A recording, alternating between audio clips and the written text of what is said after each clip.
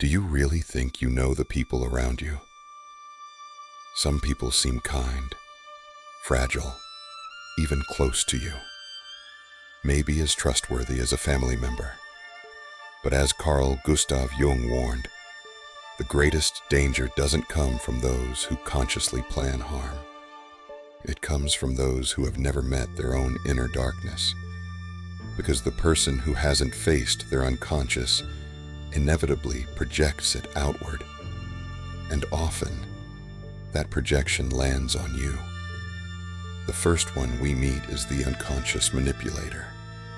They don't seem to blame you directly, but somehow you end up carrying the emotional weight they refuse to hold.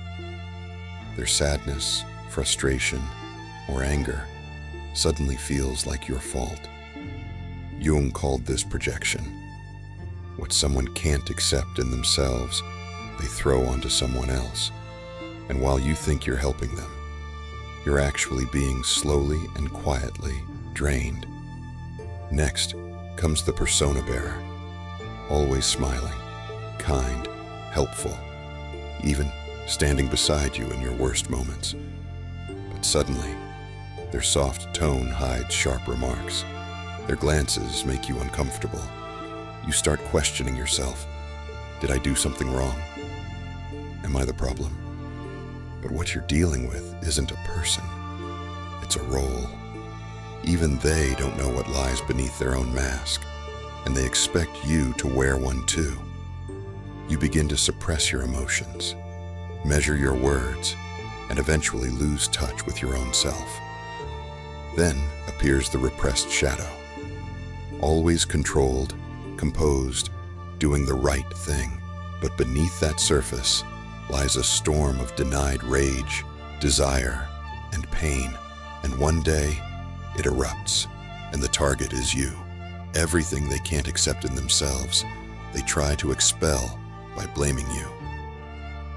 This tension feeds their false identity, because for some, conflict is the only thing that keeps their mask alive. Without friction, their facade collapses. The next danger is the moral controller. They constantly remind you what's right, what's wrong.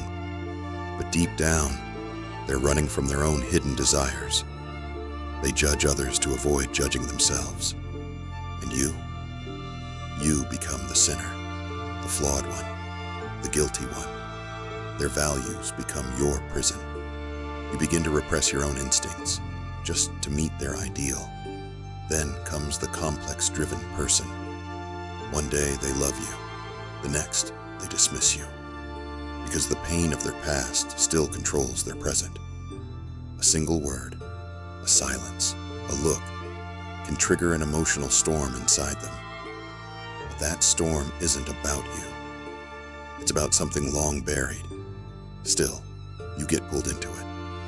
And over time, these emotional swings begin to consume you. You start asking yourself, what am I doing wrong? But the more you try to fix things, the more you sink. And eventually, you drown. Finally, you meet the psychic vampire. They don't scream, they don't hurt you directly, but they slowly drain you. They want your presence, your care, your energy. You try to fill the emptiness inside them, but that emptiness never ends. Day by day, you wear out, and when you ask for space, you feel guilty. When you need quiet, you're called selfish. But the truth is, all you're trying to do is protect your own boundaries. All these profiles share one truth. Those who don't face their own darkness will inevitably hurt others. And sometimes, that person is right in the center of your life. But remember Jung's warning. Until you make the unconscious conscious, it will direct your life, and you will call it fate. This wasn't just a script, it was a mirror. Maybe you recognized someone in these patterns. Maybe you recognized yourself. That's not a reason for shame. It's a reason to awaken. Because awareness is the first and most powerful step toward freedom.